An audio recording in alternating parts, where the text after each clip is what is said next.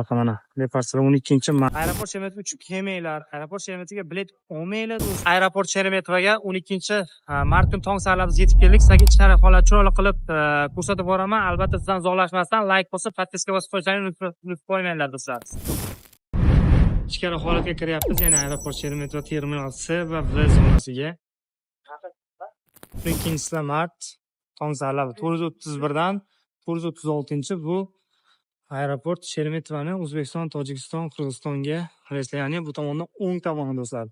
Bu tomoni V tomonga qarab kelsa, bu tomoni terminal C tomon. Aeroport Sheremetova 12-mart. Ko'rgan bo'lsangiz, tog'ola departsalar ham olib kelar ekan baqa mana. Departsalar 12-mart. Bugun ko'rib turgandek aeroport Sheremetova. 40 minut qolganda registratsiya yopiladi, 20 minut qolganda posадка boshlanadi. Ruchnoy kladlaringa ham вообще o'ta zo'r narsa. Ko'ryapsizmi? Ruchnoy ham zo'r chiqadi. 12-mart kuni tong saharlab.